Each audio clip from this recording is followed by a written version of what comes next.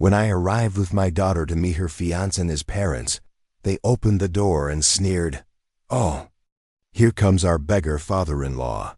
The groom added with a smirk, "I hope you'll wear a different suit to the wedding. This one looks like it came from the trash." They didn't know that I was the owner of the company where they worked. My response was short and clear. "You're fired." But that was just the beginning. Before we continue, please subscribe to this channel and write in the comments what time it is where you are now. I fed the Pear King. Meter 4/4 and adjusted my vintage Casio. The watch cost me $5 at a yard sale in 1989. Still, keeps better time than most people's promises. The doorman at the York building gave me the look. You know the one. Like I'd wandered in looking for a bathroom. I nodded at him anyway and headed for the elevator. 23rd floor. Valerie had texted me the apartment number twice like I might forget. The sweater was gray. Walmart, maybe Target. The khakis had a coffee stain near the pocket from 2 weeks ago. My shoes were scuffed. The whole outfit was deliberate. I call it the invisibility test. Wear something plain. See who treats you like a person and who treats you like furniture. Valerie opened the door before I knocked. Her smile was tight. "Dad, hi, come in. They're so excited to meet you." Then Wilhelmina appeared behind her. 62. Blonde hair shellacked into place, wearing enough jewelry to fund a semester at a state school. Her eyes did a sweep, shoes to sweater. 3 seconds. "Oh, here comes Valerie. Honey, your father's here. Dwight Barrett, come meet our... Well, come meet him." A laugh erupted from deeper in the apartment. Male loud, the kind that owns every room it enters. Dwight York stepped into the foyer. 34, polo shirt, arms crossed like he was protecting something valuable. Me, I guess.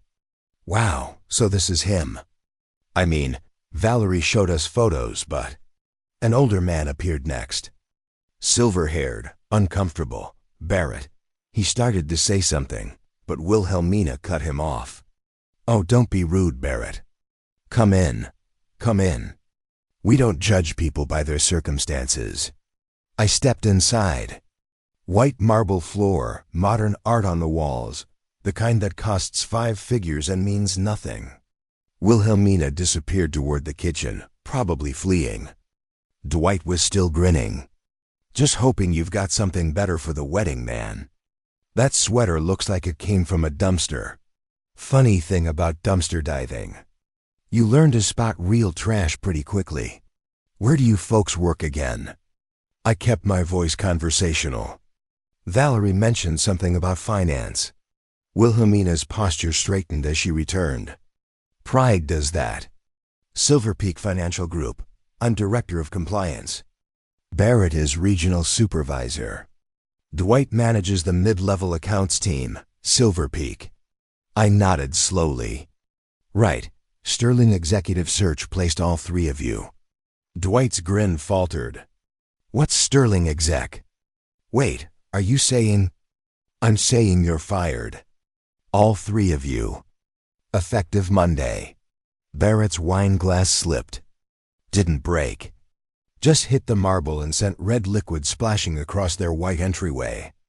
The wine probably cost more than my sweater. At least that's what they thought. Valerie rushed back in, holding a tray of cheese. "Dad, what are you...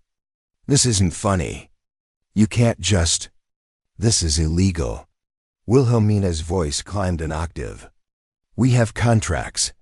Illinois is at will employment. Check your contracts. And my agency has final placement approval." Dwight moved closer. His face had gone red. "This is abuse of power. You can't fire people because they ... because ... because they called me a beggar, insulted my clothes." I turned toward the door. "You're right. I'm firing you because I can." Valerie's hand shot out, grabbed my arm. I looked at her fingers, then at her face. She let go. "Dad, please." I pressed the elevator button. Once, twice, 3 times. Behind me, voices rose and tangled. Dwight was shouting something about lawyers. Wilhelmina was crying. Barrett just kept saying, "This can't be happening." Like a broken record, the elevator arrived. I stepped in. The doors started to close. Valerie's face appeared in the gap. They didn't mean it. The doors shut. In the lobby, the doorman gave me a different look this time. News travels fast in buildings like this. I walked to my Honda Civic and unlocked it. My hands shook. First crack in the composure. The engine coughed twice before it caught. My phone started buzzing. I tossed it onto the passenger seat without looking. In the rearview mirror, Valerie came running out of the building, waving her arms. I pulled away from the curb. The Casio showed 2:47 p.m. by Monday at 9 o'clock in the morning. 3 people would learn exactly what dumpster diving really means. Martin Webb's face filled my computer screen at 8:15 Monday morning. He'd been HR director at Silver Peak for 6 years. I'd placed him there myself. "Arthur, I've got the paperwork here, but I need to ask ... All 3 at once? That's going to raise questions." I shifted the phone to my right hand. The left one was acting up again. Joint stiff. Happens when I'm stressed. Not that I'd admit it. Performance reviews from the past year supported. Check the files. Martin glanced off camera again. 3rd time since the call started. He kept looking like his boss was standing there with a baseball bat. He wasn't. I checked. I did. They're adequate. Not stellar, but adequate. At-will employment, Martin. We both know how this works. Long pause. His jaw worked. This is personal, isn't it? Is that a problem?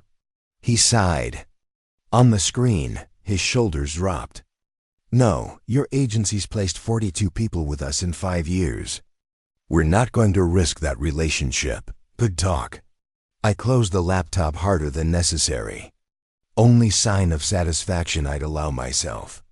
The termination emails went out at 11 o'clock. I didn't watch them send. Just signed the documents, clicked the buttons, went to get more coffee, found it cold. I'd been there since 6:00. My phone rang at 2:03. Valerie. I let it go to voicemail. It rang again and again. On the 5th call, I heard a car door slam outside, then footsteps on my porch. The front door opened. She still had her key from college. I'd meant to ask for it back 4 years ago. Apparently, today was the day I'd need it. How could you? How could you? Mascara streaked her cheeks. Her hair was a mess. She looked like she'd been crying since Saturday. Close the door. You fired them. All of them. Dwight just called me. He's there.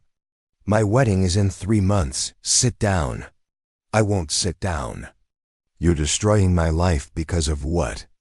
Because they made a bad joke? I walked to the kitchen and started making tea. The kettle filled the silence. It wasn't a joke. They were nervous meeting you for the first time. People say stupid things when ... Watch this. I opened my laptop. The video file was already queued. Sunday afternoon, I'd visited the building. Concierge. Nice guy. 200 in cash buys a lot of cooperation.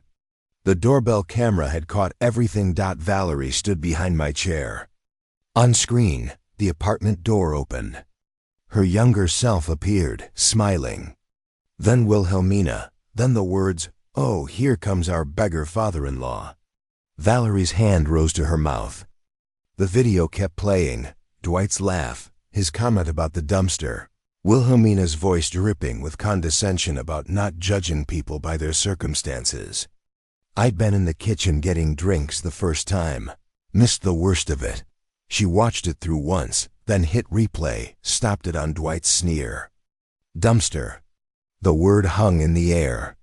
The kettle screamed. I poured water over tea bags and waited. 2 minutes passed. Just the sound of her breathing and the video's frozen frame. I didn't know it was that bad. You were in the kitchen getting drinks. He said dumpster. He actually said dumpster. 3 times. Once at the door, once in the entryway, once when you came back with the wine. I thought you were overreacting. I slid a mug of tea toward her. She didn't touch it. Do I look like I'm overreacting? Long pause. She sank into the chair across from me. What am I supposed to do now? That's your decision.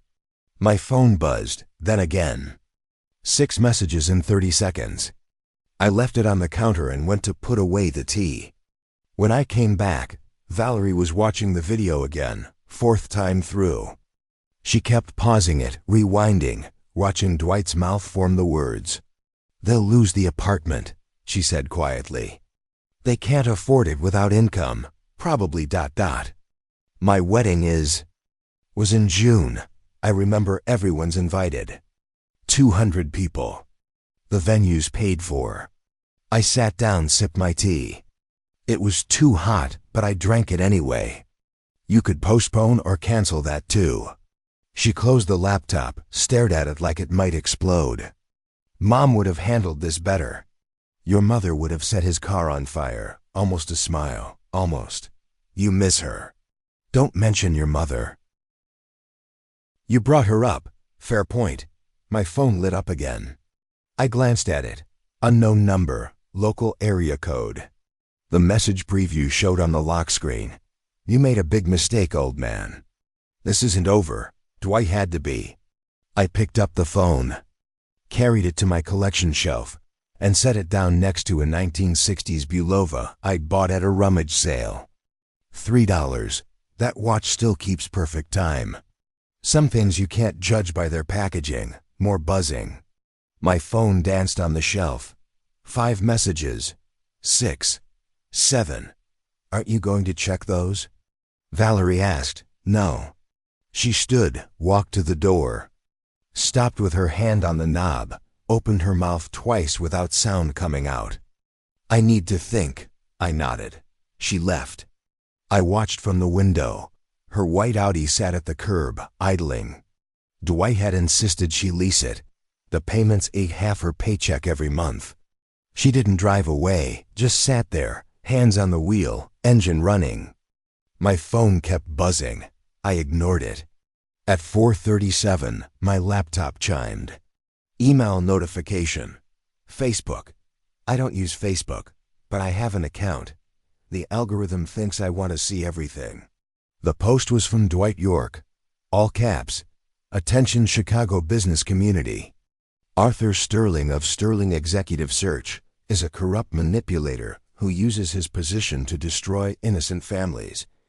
He'd capitalized dangerous like I was Batman. Flattering but inaccurate.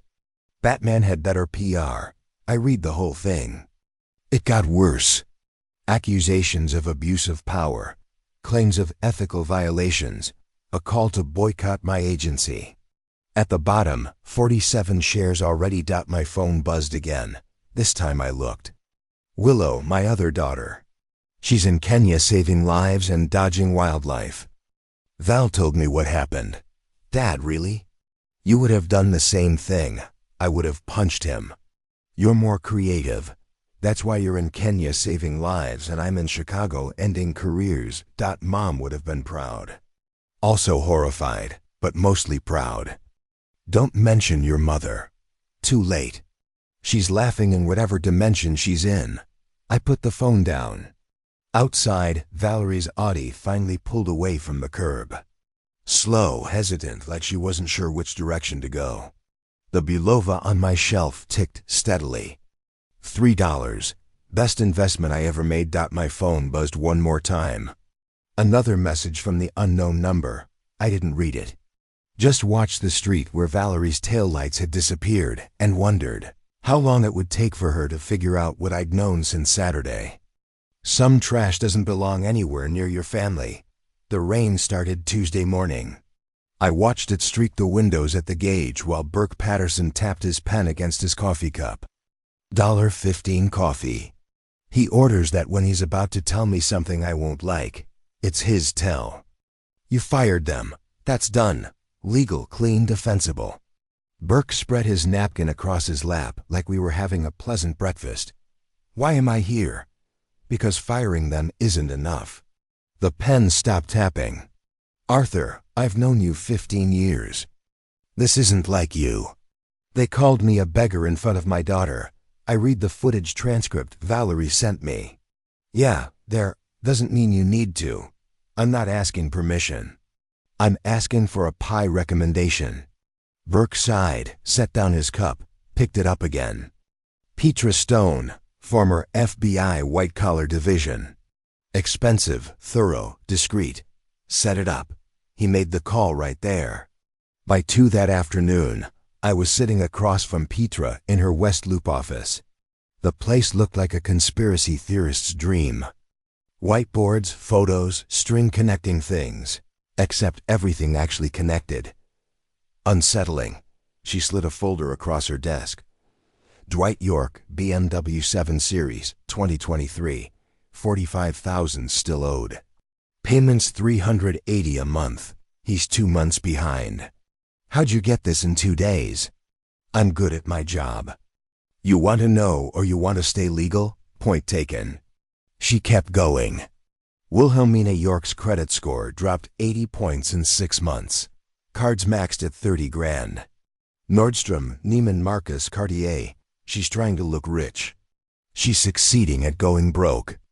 Barrett's cleaner, but he's got a twice-monthly pattern at Rivers Casino. Never big amounts, but consistent. $200-300 each visit. $200 every other Tuesday at Rivers Casino. Either he had the world's most consistent lucky streak or the world's most consistent unlucky one. They need money, desperately. I left Petra's office with the folder tucked under my arm and my head full of numbers.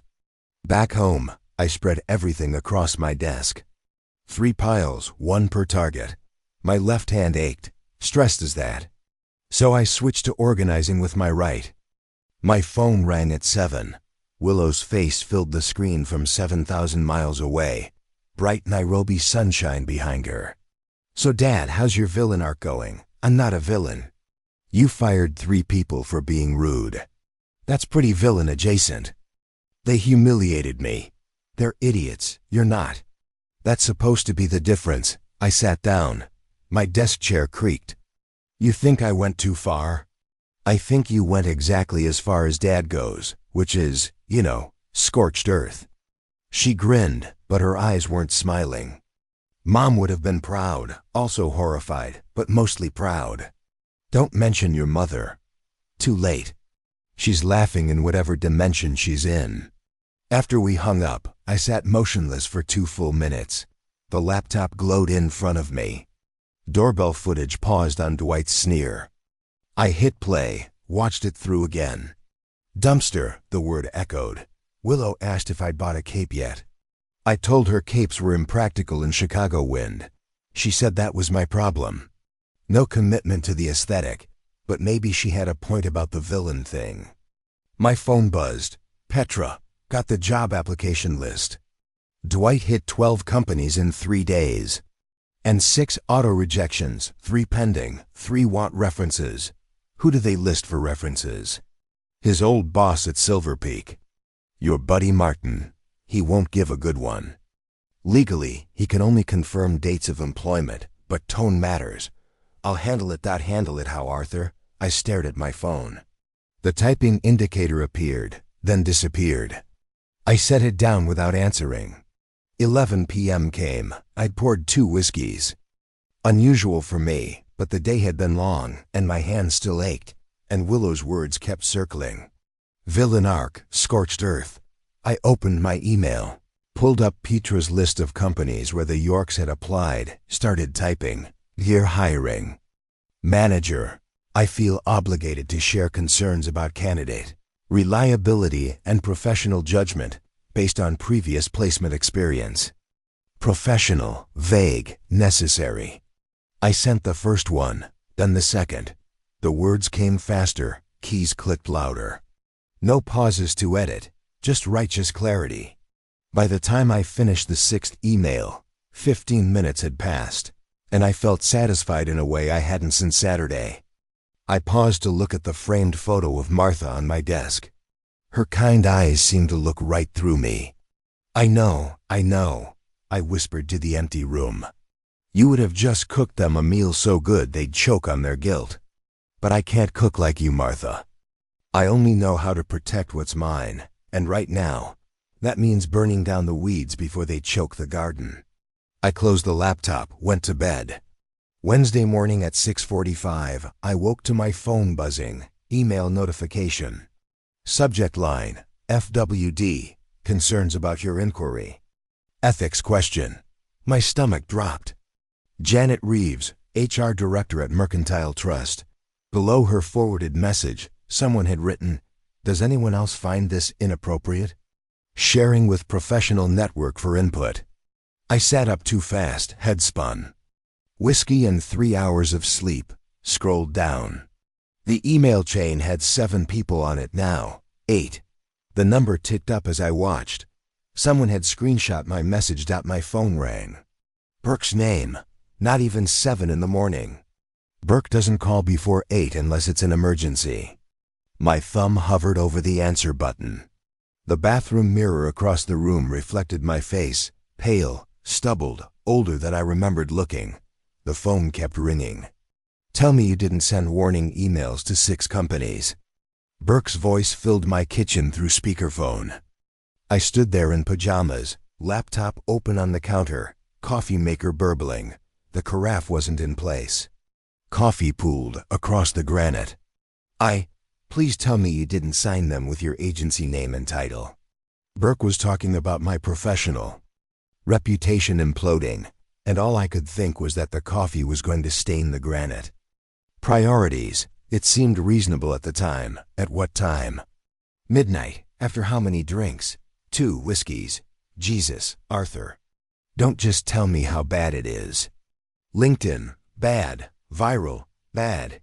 Janet Reeves at Mercantile posted it asking if this was standard industry practice or personal vendetta. I grabbed a towel, started mopping coffee in slow motion while Burke explained. The LinkedIn post was live. Screenshot 40 times, comments piling up. My hands shook when I opened my laptop to look. 217 reactions, by 9 a.m. 48 comments. I had to steady my phone on the counter to read them. This is why I don't trust recruiters. I've been an executive headhunter for 30 years. Today, I learned I'm apparently the Darth Vader of HR. 3 existing clients called by 10, expressing concern. Code for "We're watching this closely." At 11, Diana Chun walked into my office. PR consultant, crisis management specialist.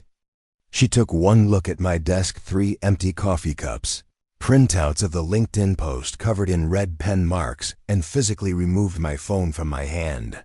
Stop refreshing. You're making it worse. Diana plucked my phone from my hand like I was a teenager who'd been caught texting. I'm 68. This was humiliating in new and creative ways. She scrolled through her own phone. 217 reactions, 48 comments, 3 supportive, 12 neutral, 33 questioning your judgment. I made a mistake. You made a traceable mistake, which is the worst kind. Untraceable mistakes are just business. She looked up. What do I do? You apologize vaguely. I regret if my communication was misinterpreted. Classic non-apology apology. I don't. You also stop doing anything directly. No more emails, no more calls, no more paper trails. Then how do I? You already know how. You've been in this industry 30 years. Coffee meetings, conference conversations. Have you heard gossip? Industry reputations aren't built on emails. They're built on whispers. She was right. I'd known it Tuesday night somewhere under the whiskey fog. I'd just forgotten. At 2, Petra called. Got something that'll make you smile. I doubt that's possible today. Wilhelmina, York took out a home equity loan in 2023, $80,000 on her condo. On her sister's house. Beatrice York Martinez lives in Oak Park. Wilhelmina convinced her to co-sign. Said it was for a family emergency medical bills. Let me guess, no medical bills. Shopping bills. That Cartier bracelet she wears? $8 grand. The handbag collection, another 12. Does Beatrice know? She knows now. Wilhelmina missed 3 payments. Bank contacted Beatrice last week. I sat up straighter. First good news all day. Where can I find Beatrice? Pietra slid the documents across during our evening meeting. Home equity loan papers, payment history, collection notices, all there in black and white. Wilhelmina had lied to her own sister, used her house as collateral, then defaulted. The shaking from this morning was gone, replaced by something colder. At 6 p.m., my doorbell rang. Process server, young guy, clipboard, bored expression. Arthur Wallace Sterling? That's me. You've been served. Complaint for wrongful termination and defamation. Sign here. I signed. Steady hand. Who's the attorney? Sharon Fitzroy. Dwight York, Wilhelmina York, and Barrett York, plaintiffs. All 3 of them. He shrugged. That's what it says.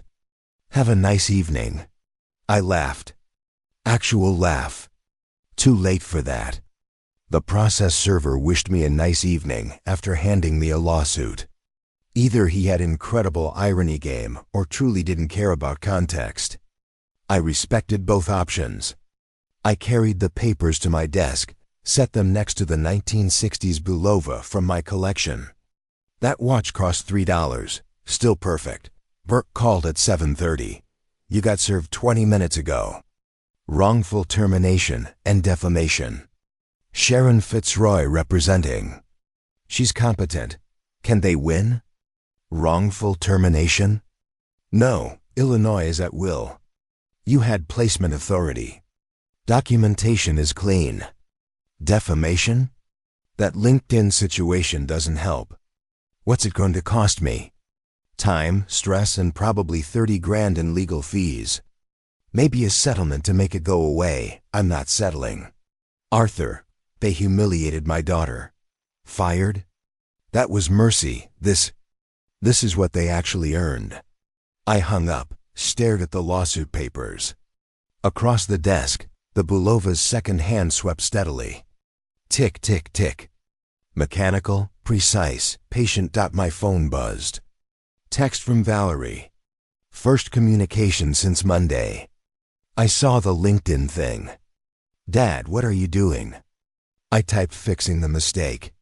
Deleted it. Typed what I should have done from the start. Deleted that too. Another buzz. Different number. Chicago area code. I didn't recognize Mr. Sterling. This is Beatrice Martinez, Wilhelmina York's sister. I heard you might want to talk about Wilhelmina.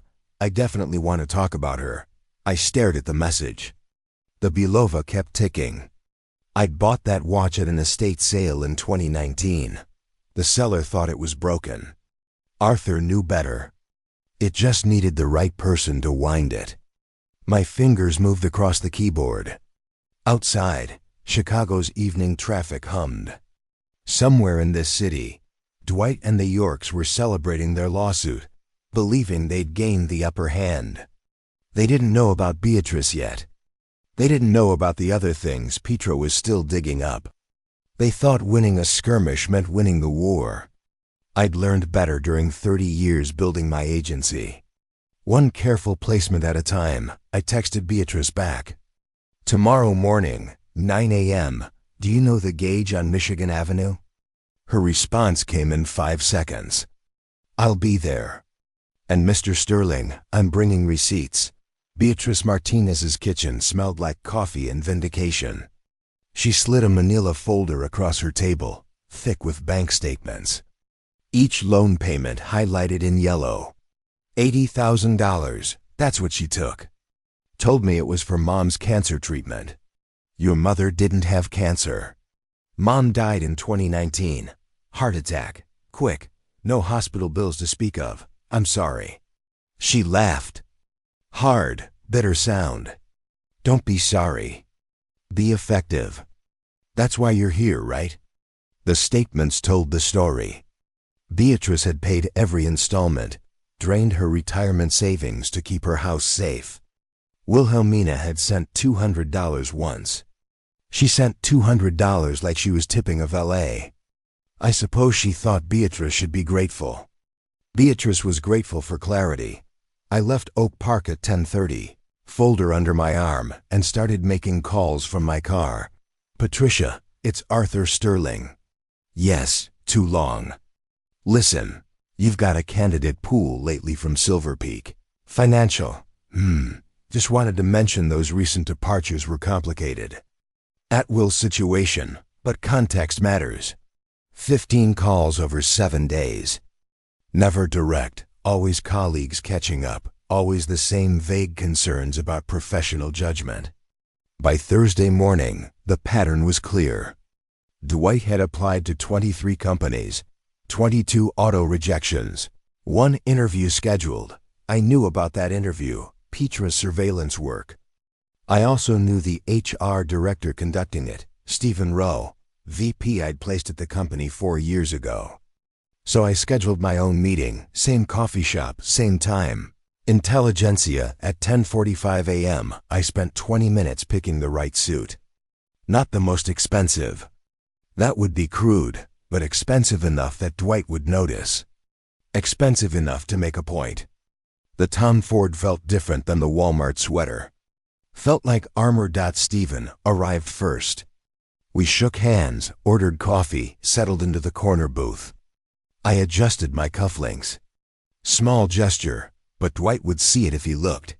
Walk me through the VP candidates, Stephen said. Before we do, I raised my voice slightly. Just enough.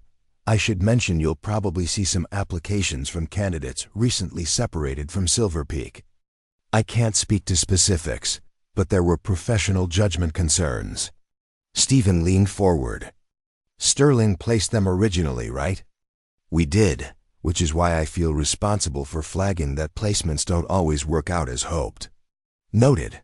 Actually, I think I've got one scheduled for ... He checked his phone. Right now. In this coffee shop. The door opened. Dwight walked in wearing his interview costume.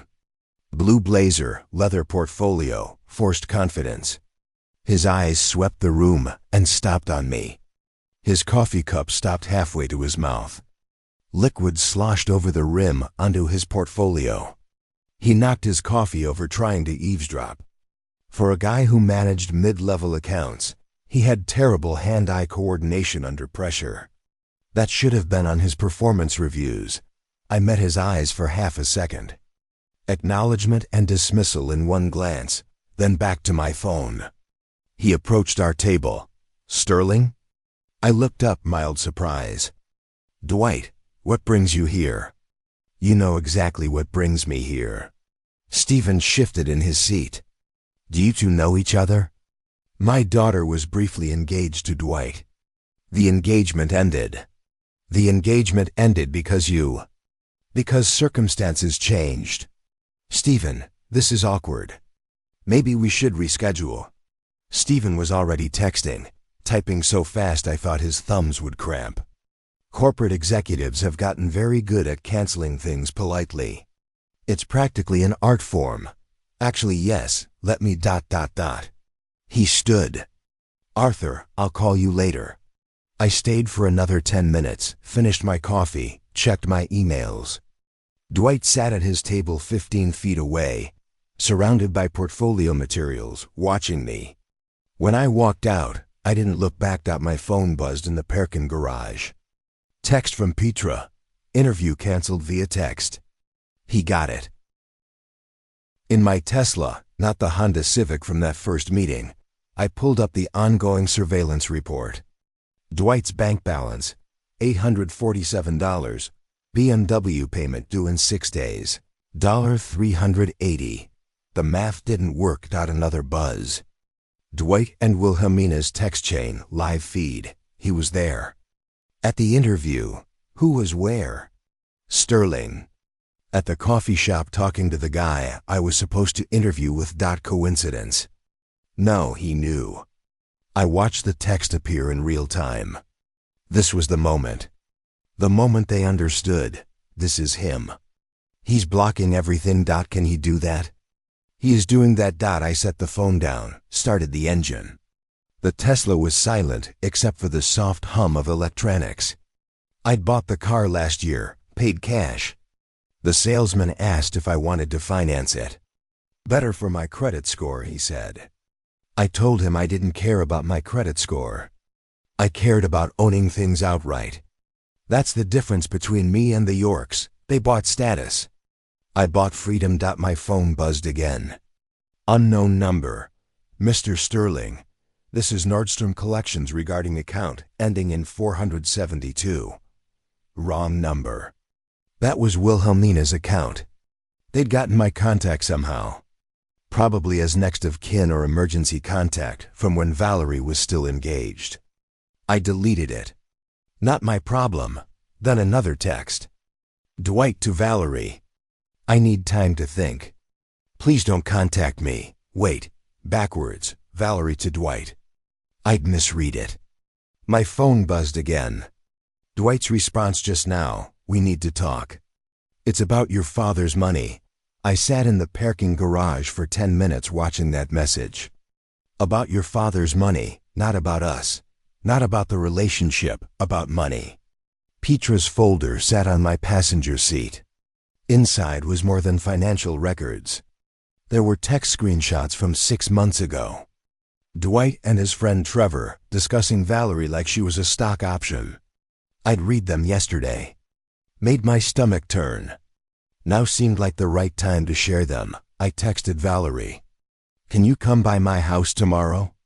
I have something to show you. No response. The rain had started. I drove home through Chicago's spring downpour, watching my wipers clear the windshield in rhythmic arcs. The Yorks thought they were fighting me. They were actually fighting 30 years of professional relationships, decades of careful networking, an entire industry that trusted my word over theirs. They'd brought knives to a nuclear war, and they were just now figuring it out. Wilhelmina laid jewelry pieces across her dining table in a line. Calculator app open. Adding and subtracting numbers that wouldn't balance. The jewelry buyer's voice came through speakerphone. Professional sympathy. The Cartier. I can do 3,800. I paid 8,200. You paid retail. I pay wholesale. That's the market. It's barely been worn. Perfect condition. Then sell it back to Cartier. Oh, wait. They don't buy back. The jewelry buyer had clearly done this before. Divorced women, bankrupt executives, people who bought aspirations they couldn't afford. He had the sympathetic face down to a science. Very professional sadness. Wilhelmina's hand clenched around the bracelet, almost refused, then slowly opened. Fine, 3,800. Behind her, Barrett shuffled through mail. Bank letters, all bad news. Wilhelmina, we've got 3 more bank letters here. Not now, Barrett. This was Friday afternoon, 2 days after the coffee shop. The financial collapse had accelerated. Dwight's apartment, West Loop, luxury high-rise he couldn't afford anymore. He paced 17 steps wall to wall, turning sharply each time. Phone pressed to his ear. Valerie, it's me again. I know you're screening my calls. I get it. This whole situation is insane. But we need to talk. Not about your father, not about the lawsuit, about us, about our future. I love you. I need you to remember that. Call me back, please. Voicemail number 17 in 2 days. I didn't know people still left voicemails. Apparently, when you're desperate enough, you'll use any communication method. Morse code was probably next at my office. Petra slid another folder across the desk. Screenshots, she said. Text messages between Dwight and his friend Trevor from October. I opened it, read the first exchange. Trevor, You serious about Valerie? Dwight, her dad's loaded. Executive search firm, probably worth 8 to 10 mil. She's the younger daughter. Might inherit more than half. Trevor, so it's a financial move. Dwight, plus. She's got a steady job, not demanding, low maintenance. Good long-term investment. Investment. He'd used the word investment. I read it twice, closed the folder, stared out my window at Michigan Avenue traffic for a full minute. How'd you get these? Do you want to know, or do you want plausible deniability? Point taken. My phone buzzed. Text exchange between Wilhelmina and Dwight. How much do you need? Need for what? You've called 6 times. You need money. It's not about money. Everything's about money right now. How much? Long pause. Then 25,000 would solve the immediate problems. I called Valerie. She answered on the 4th ring. What? When are you meeting Dwight? Silence. How did you... When? 6 o'clock, Lincoln Park. Why? Come to my house after. I have something to show you. Dad, I can't keep. Please, it's important. She hung up without answering. Lincoln Park, 6 p.m. I wasn't there, but Petra had someone watching. The photos came through on my phone. Dwight and Valerie on a bench. He reached for her hand. She pulled back slightly, but didn't fully withdraw. The audio file came next. Petra's surveillance was thorough. $25,000, Valerie's voice. It's a loan. I'll pay you back when I get a job. When is that going to be? My father has blacklisted you. We don't know that for sure. Yes, we do. You saw him at the coffee shop. Okay, yes, but it can't last forever. And if they don't, then we figure it out together. That's what marriage is, right? We're not married. We could be. We were going to be. The manipulation was textbook. Appeal to shared history. Promise future. Avoid present reality. 7:45 p.m. My doorbell rang. Valerie stood on my porch, arms crossed, face hard. Are you happy now? Sit down, please. I don't want to sit down. Dwight asked me for $25,000 today. He's desperate. They're losing everything. And you feel responsible. I feel like you've turned my life into a war zone. I didn't start this war. The dumpster comment. That's what this is about. A stupid joke. It wasn't a joke to them. And it's not about the comment. It's about who they showed me they are. They're scared, Dad. They're losing their homes. They showed me who they are when they thought I was nobody. When I didn't matter. I opened my laptop. The text screenshots filled the screen. Before you give him money, read these. What is this? Text messages between Dwight and his friend Trevor from October. 2 months before he proposed. She leaned forward, started reading. Her voice got quieter with each line. You serious about Valerie? And Dwight says, her dad's loaded... Executive search firm, probably worth 8 to 10 mil. She's the younger daughter. Might inherit more than half. Keep reading. Plus, she's got a steady job. Not demanding. Low maintenance, good long-term investment. Investment. October 15th. He proposed December 3rd. She scrolled. Her hand rose to cover her mouth. Ring costs $3,000. Should get me access to at least $1 million long-term. ROI looks solid. He calculated return on investment on our engagement ring. I poured bourbon for dramatic effect. Then realized nobody was watching. Wasted good drama on an empty room. I'm sorry. You're not sorry. You wanted me to see this. I wanted you to know the truth. The truth? The truth is you destroyed any chance I had at happiness because your ego got bruised. She grabbed her purse, headed for the door, stopped halfway. Maybe he was just talking. Guys talk. There's more from January. She came back, scrolled, read aloud. Ring costs $3,000. Should get me access to at least $1 million long term. I looked solid. She set the laptop down, stared at it like it might explode. I need to think. She left. The door closed softly. No slam. That was worse somehow. I sat alone. The bourbon glass sweated condensation onto my coffee table. Outside, spring rain started falling. 9:47 p.m. text from Willow. Val called me. She's devastated. Dad, what did you do? I typed I showed her the truth and deleted it. Typed I protected her and deleted it. Typed I don't know and sent it. Another buzz. Valerie, I need copies of those texts. I blinked. Read it again. She wasn't defending them anymore. She wanted evidence. Immediate follow-up. And anything else you have on him? Everything. Petra's folder sat on my desk. There was more. The previous engagement Petra had discovered. The pattern. Dwight had been engaged once before. Broke it off when he discovered the woman's father was bankrupt. If I gave Valerie everything, if she became part of the revenge. Her face when she read those texts, hand shaking, voice cracking on the word investment. Third text. Dad, please. I need to know who I almost married. The rain got louder. Sound on the roof used to calm me. Tonight, it sounded like static, like interference. I picked up the bourbon, took a drink. It burned, texted Petra.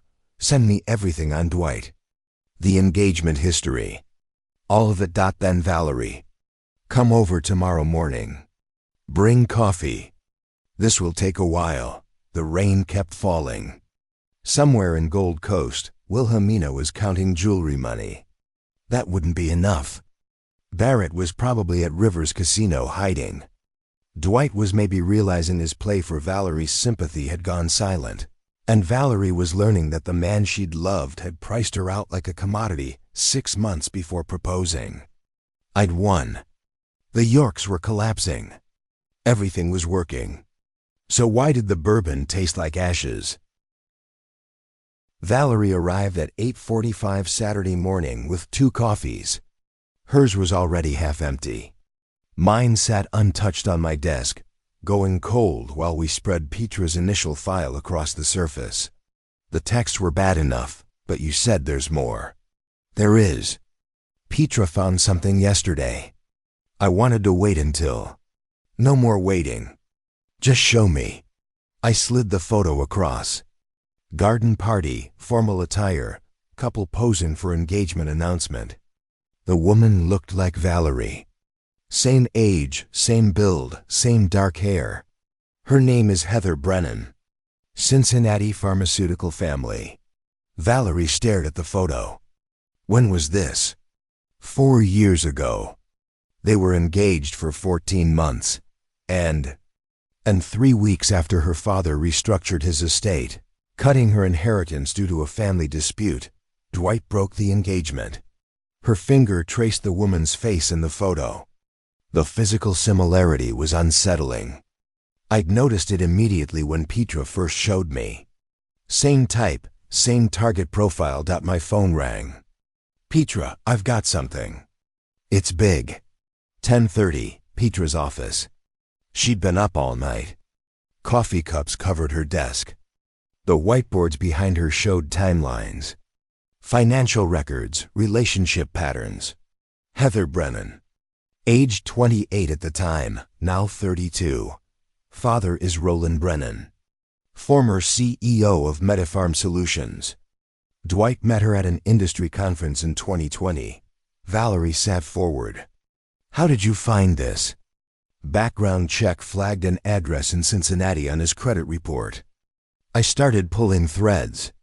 Petra laid out the timeline like she was briefing the FBI on a serial killer, which in a weird way she kind of was.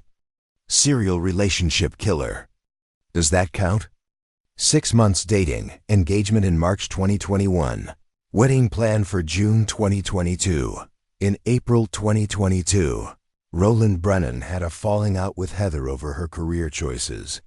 He restructured his estate, reduced her inheritance from 8 million to 500,000, and then Valerie's voice was barely above a whisper.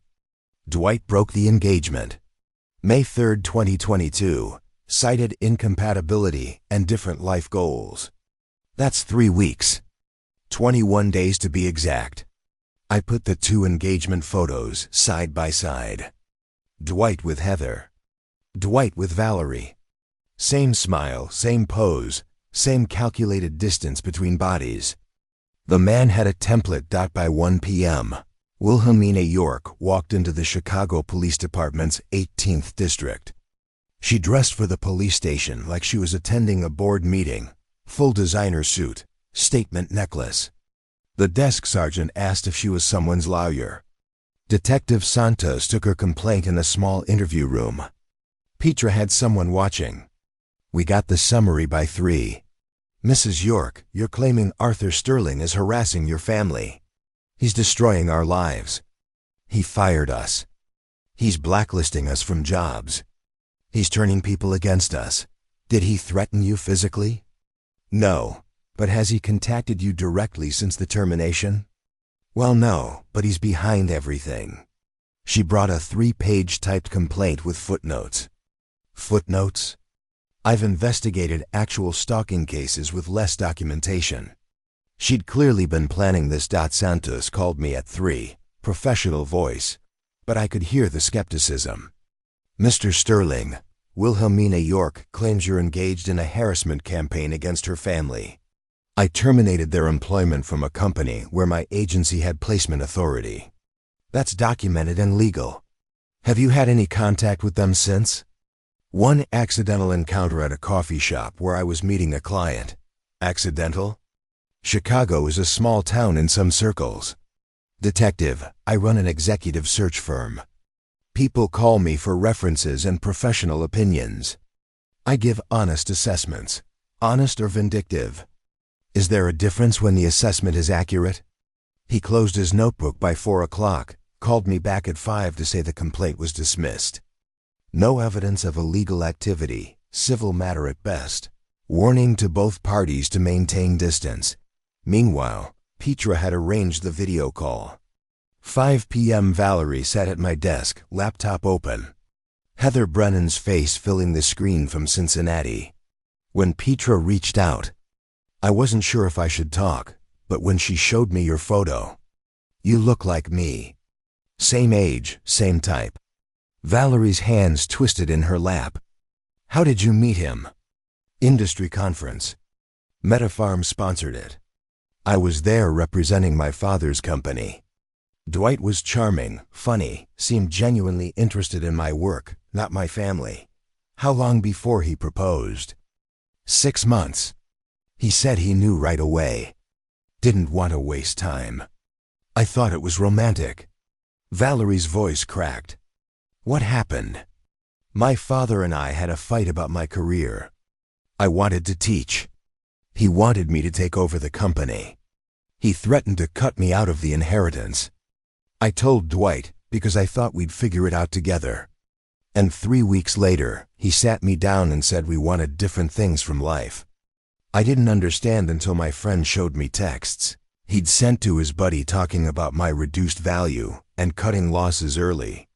When Heather's face appeared on screen and she saw Valerie's engagement ring photo, her recognition was immediate. Oh no, not you two. After the call ended, Valerie removed her engagement ring, set it on my desk, stared at it for a full minute without speaking. I reached for it, then pulled my hand back, didn't touch it, didn't comment. How many others? Her voice was flat. Petra's still investigating. Guess. I thought about the patterns, the gaps between relationships, the 8-year timeline. At least 2 more, maybe more. She stood. I'm going home.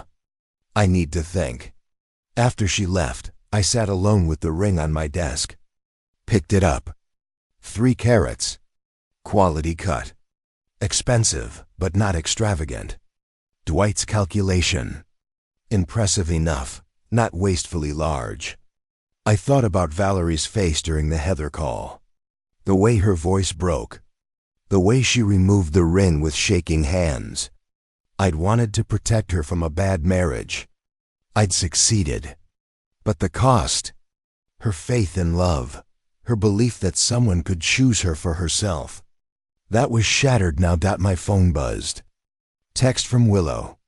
Val told me about Heather. Dad, how many more? I typed back. I don't know yet. Another buzz. Willow. This stopped being about revenge somewhere along the way. I know. Are you okay? I stared at that question for 5 minutes. Didn't answer. Instead, I opened my laptop. Petra's full file sat in my inbox. Subject line, Complete Dwight York Investigation, Confidential. I clicked it open. The file downloaded. 83 pages. The preview showed a spreadsheet. Names, dates, engagement timelines, financial profiles, 5 rows. Cassandra Walsh, 2017. Father, venture capitalist. Engagement, 11 months. Breakup, 2 weeks after father's firm went bankrupt. Nina Pasnak, 2019. Father, real estate developer. Engagement, 13 months. Breakup, 1 month after father's healthcare reduced expected inheritance. Heather Brennan, 2021. We knew her story. Ivan Chun, 2022. Father, tech executive. Engagement, 7 months. Ended after parents divorced and assets split. Valerie Sterling, 2024. Father, executive recruiter. Expected net worth $8 to $10 million. My hand started shaking. 10:47 p.m. Text from Petra. Found something else. Checking details before I send. You're going to want to sit down for this one. Before I could respond. Make that plural things. Multiple. My phone rang. Valerie's name. Dad, I need you to set up a meeting. Me, you and Dwight. Face to face. That's not a good idea. Let me handle. I'm not asking permission. I want to look him in the eye when I tell him I know about Heather and whatever else Petra is finding. I want to watch him try to lie to me. Valerie. You wanted to protect me. I get it. I'm grateful. But this is my life. He tried to steal. My turn now. She hung up before I could argue. Another buzz. Petra, screw it. Sending now. Call me when you've read it. The file downloaded. Updated spreadsheet. New research notes. Timeline analyzes. 8 years. 5 confirmed victims, possibly more. Petra hadn't verified yet. I'd won. The Yorks were collapsing. Dwight's pattern was exposed. So why did I feel like I'd lost something too? I didn't sleep Saturday night. By Sunday morning at 9 o'clock, Valerie was back at my dining table. We'd spent 2 hours going through every page of Petra's file when my phone rang. Martin Webb. Sunday call meant trouble. Arthur, you need to see this. Chicago Scene is running something at 2 p.m. I got a preview. They interviewed the Yorks. What kind of interview? The sympathetic kind. Cruel millionaire destroys innocent family over dinner party insult kind. Preston Keene wrote it. Preston Keene writes lifestyle content like he's uncovering Watergate.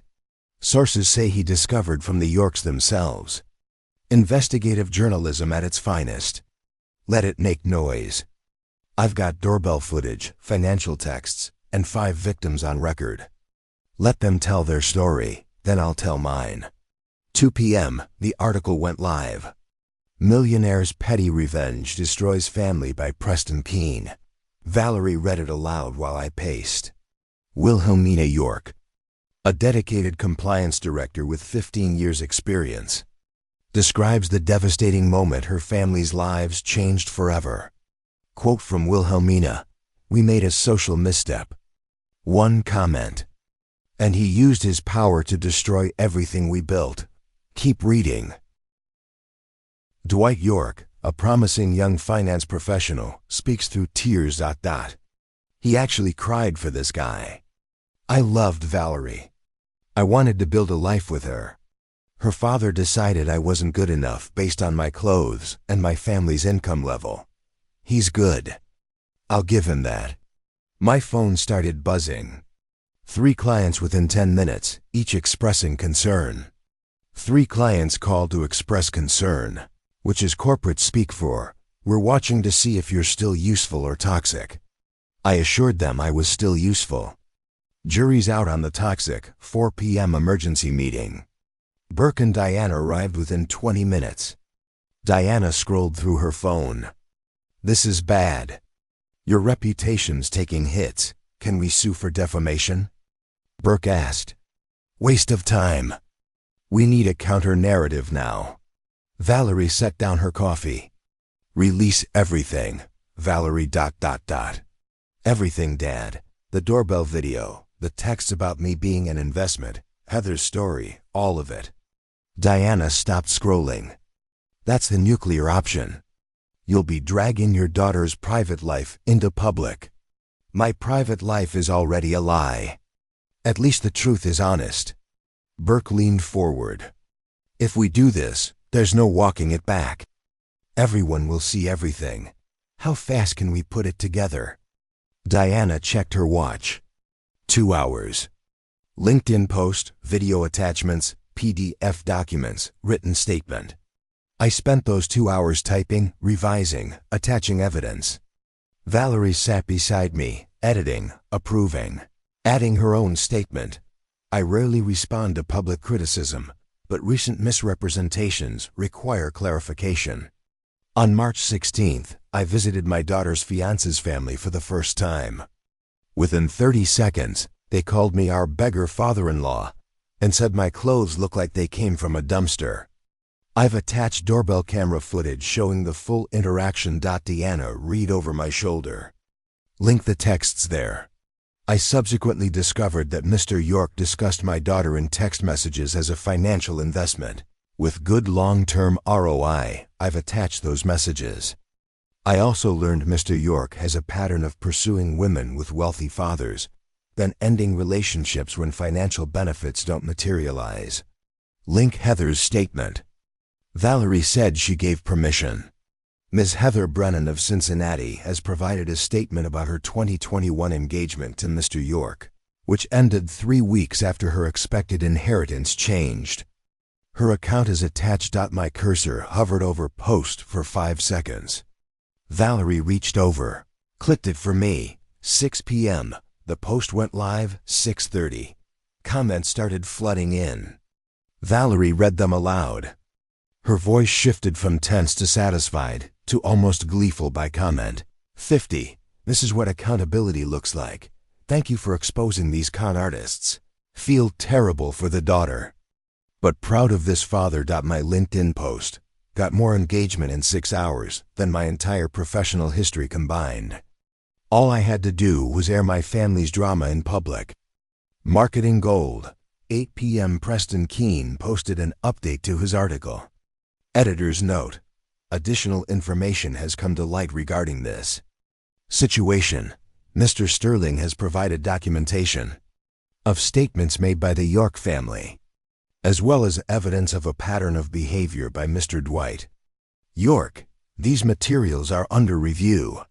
His credibility was damaged. His followers were questioning his verification process in the comments. 9 p.m. Valerie's phone buzzed. Text from her former colleague. I can't believe I worked with you for 5 years and never knew. Wait, wrong direction. That was meant for Wilhelmina. Wrong person, Valerie said. But the sentiment's spreading. My phone rang. Unknown number. I let it go to voicemail. The message, Mr. Sterling.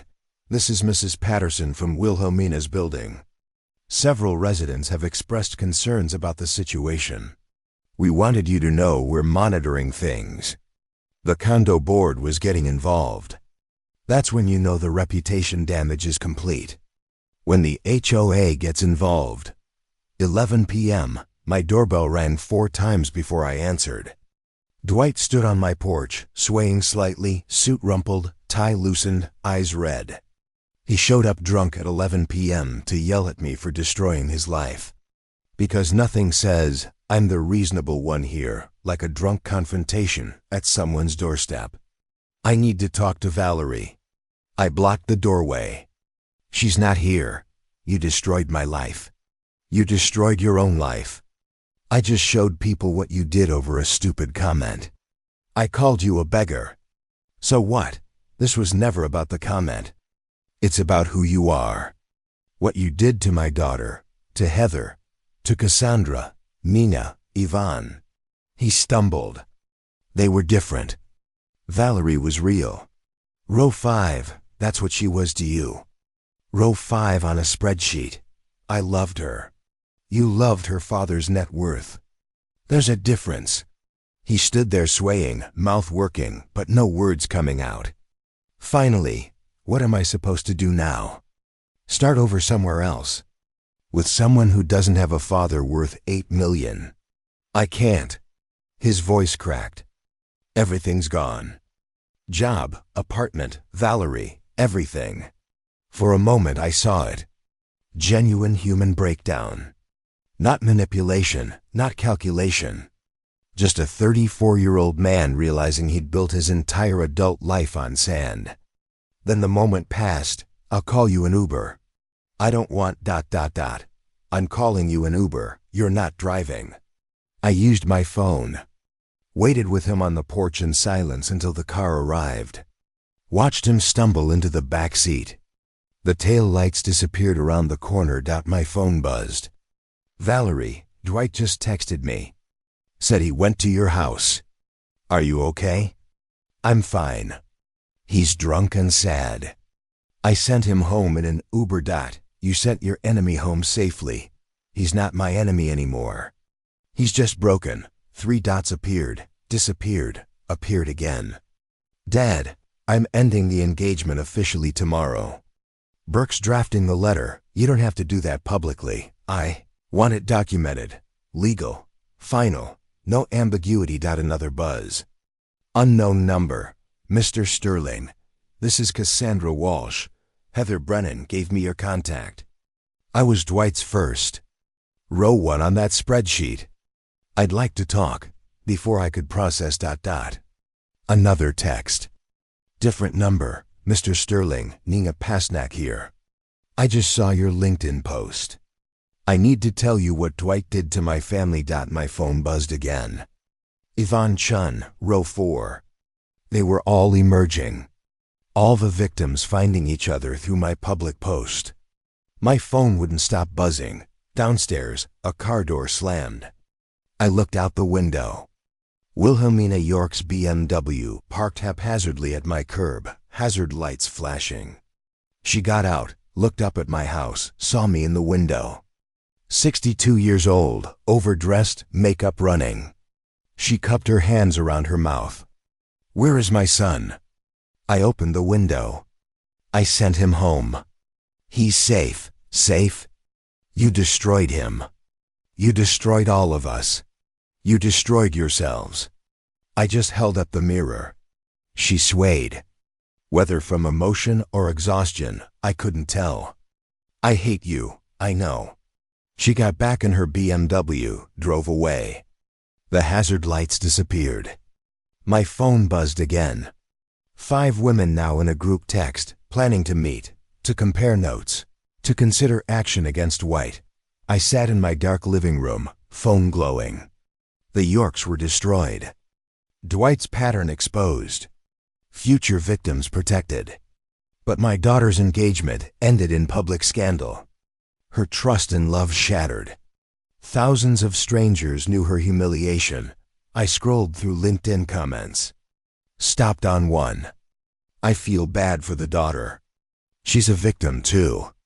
Valerie's Facebook cover photo had changed to solid black. No caption. I texted her. You okay? 10 minutes later. Define. Okay. I'm sorry this got so public. Don't be. You didn't make it public. They did. You just told the truth. Truth sucks, though. My watch collection shelf caught the streetlight. 37 watches, each one a treasure someone else thought was trash. I'd always been proud of seeing value where others didn't. Tonight, I wondered if I'd seen the cost clearly enough. The text came at 2:17 Tuesday afternoon. Unknown number. This is Barrett York. Can we meet alone, please? I stared at my phone for 5 full minutes, thumb hovering over the keyboard. Delete, block, reply. Why? His response came immediately. Because I owe you an apology and because I need to ask you something. Your wife and stepson know about this. No, this is just me. Man to man, I named Lincoln Park, the pond. 4 p.m., same bench where Dwight had proposed to Valerie 8 months ago. She told me that detail during one of our careful conversations. The location choice was deliberate, though I wasn't sure what I was trying to prove. That I have a sense of irony, that I'm petty, both. I arrived 20 minutes early. Summer heat, families with children, joggers passing. The normalcy felt wrong. Barrett appeared at 4:07, walking slowly. He'd developed a limp. Knew since I'd last seen him. The clothes were Target, not designer. The fall was visible in every detail. He sat heavily, leaving 2 feet of space between us. Thanks for meeting me. I almost didn't come. I wouldn't have blamed you. Why are you here, Barrett? To tell you that you were right about all of it. I don't need you to tell me I was right. I know, but I need to say it anyway. He pulled out his wallet, showed me a photo. Young Dwight had a spelling bee, age 7, gap-toothed smile, then put it away without explaining. We treated you like garbage. You came to meet your daughter's future family. And we treated you like you were beneath us. You're not telling me anything new. I'm telling you I'm sorry. Truly, deeply sorry. I was a coward. Wilhelmina set the tone, and I just followed along. A jogger passed. Then a woman with a stroller. Life continuing while mine felt suspended. I knew it was wrong, Barrett said. When you rang the doorbell ... When Wilhelmina made that beggar comment. I felt my stomach drop. I wanted to say something, but I didn't. Why not? Because I've never stood up to Wilhelmina. Not in 10 years of marriage. That's not strength. That's cruelty. I know that now. My hands clasped and unclasped in my lap. Only sign of the turmoil underneath. What about Dwight? Where does he stand in all this? Barrett's pause stretched long. Dwight's gone. Left for Nevada 2 weeks ago. Called from a casino there. Said he's starting over using his middle name. Has new debts already. My jaw tightened. The main target had escaped. And Wilhelmina, she doesn't leave the apartment anymore. Doctor prescribed antidepressants. She sits in the dark most days, scrolling through old photos on her phone. The Gold Coast place, the jewelry, the life we had. He looked at me directly for the first time. I'm not here to ask for mercy. We don't deserve it. But I need to know. Is it enough? The job losses, the reputation destruction, the financial ruin. Is it enough now? What do you want me to say? I want you to say you'll stop. That you won't keep pushing until there's nothing left of us. I stopped weeks ago. The LinkedIn post was the end. Everything since then has been consequences, not me. But you set it in motion. You set it in motion when you opened your door and called me a beggar. His voice broke. I know. I know. We did this. All of it. I'm just asking. Wilhelmina is 62. She's lost everything. Isn't that punishment enough? You think I'm punishing her now? I'm not even thinking about her anymore. Barrett stood slowly. His cheap Target shoes looked uncomfortable. Can I ask you something? Honestly, go ahead. Was it worth it? All the planning, the revenge, the destruction. Do you feel better now? I looked across the pond, watched the water reflect clouds. I feel tired. That's not an answer. Yes, it is. I won't bother you again. Neither will Wilhelmina. I'll make sure of it. Dwight's gone for good. He won't come back to Chicago. The lawsuit's dropped. It's over, Barrett. He stopped. Yeah, I didn't ruin your life. You ruined it yourselves when you decided to judge a person by their clothes instead of their character. That's the lesson here. Not revenge, character. He nodded, turned, walked away with that new limp, getting smaller until he disappeared around the corner. I sat for 12 more minutes, timed it on my watch. Families packed up picnic blankets. The park emptied slowly. My phone buzzed. Cassandra Walsh. The 5 of us are meeting with an attorney Friday. Civil suit against Dwight for fraud. Will you testify if needed?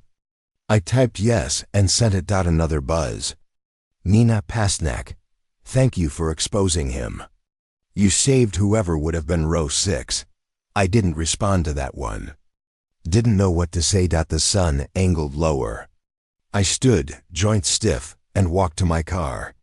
At a stoplight on Clark Street, I saw a homeless man holding cardboard. Anything helps. I rolled down my window, handed him a 20. Thank you, sir. Bless you. The light changed. My reflection in the rearview mirror showed a 68-year-old man who looked 70. The revenge aged me. Maybe that's the cost nobody mentions. At home, I made coffee.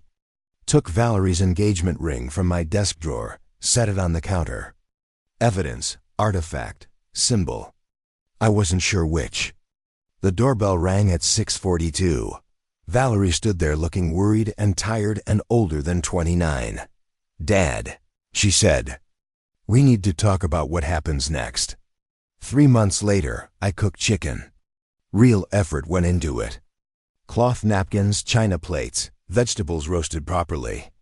Willow was home from Kenya for the first time in 18 months. Valerie coming for dinner. Both daughters at my table. First time since the engagement ended. The atmosphere was warm, but careful. Everyone avoiding landmines. This chicken is actually good, Dad. When did you learn to cook? When you two moved out and I got tired of takeout. Valerie smiled. He's being modest. He took classes at the community center. Cooking classes? Oh, Arthur Sterling and community cooking classes. They're useful. Plus, the instructor was 65 and single. Figured I should keep my options open. Dad, I'm joking. She was 70 and very married. We ate, talked about safe things, Willow's collar of patience. Valerie's boutique management job, my agency continuing normally. Nobody mentioned Dwight or the Yorks until dessert. Willow set down her fork. Okay, we've talked about inventory systems for 20 minutes. Are we going to acknowledge the elephant in the room? Willow, what? We're all thinking about it. Val's ex-fiance turned out to be a con artist. Dad systematically destroyed his life. The whole thing went viral, and now we're discussing chicken recipes like it's normal. My hands shook slightly, carrying dishes to the sink. Arthritis worse from stress. Willow noticed, didn't comment. What do you want me to say? I want you to tell me if it was worth it. Barrett York asked me the same question 3 months ago. What did you tell him? That I was tired, and now 3 months later still tired? Valerie's voice was quiet. I never properly thanked you, Dad, for exposing Dwight. For stopping me from making the biggest mistake of my life. You don't need to thank me. Yes, I do. I was about to marry a man who saw me as a financial investment. You saved me from that. At what cost? She blinked. What do you mean? You haven't dated anyone in 4 months. You barely answer when I ask about your personal life. I destroyed your faith in relationships. You didn't destroy it. Dwight did. You just showed me the truth. The truth can be its own kind of cruelty. Maybe, but I'd rather know than be fooled. Would you really? Sometimes I wonder if you'd have been happier never knowing. After dinner, I took Willow to my watch collection room. Showed her the newest edition, Vintage Omega I'd bought at Dwight's estate sale for $200. Worth $3,000. Bought this when he had to liquidate everything before Nevada. The irony is perfect, right? His trash became my treasure. Willow examined it, set it down carefully. This is sad, Dad. It's justice. It's a watch that reminds you every time you look at it that you spent 6 months destroying people. That's not justice. That's just sad. They destroyed themselves, did they? Or did you help? A long pause. Both. We sat in silence. Then I confessed what I hadn't told anyone. I became someone I didn't like. Someone obsessed. I paid thousands to dig up dirt. I manipulated situations. Released private information publicly. You protected Valerie. I could have protected her with a conversation. I chose destruction instead. They called you a beggar in front of her, and I turned their lives into a public spectacle. Which one of us went further? The doorbell rang at 8:15, unusual late delivery. Registered letter requiring signature. I opened it at the kitchen table. Both daughters watching. The typed note made my face drain of color. You won this round, old man. But the game isn't over. No signature. Return address. Nevada. Valerie grabbed it. He's threatening you. We need to call the police.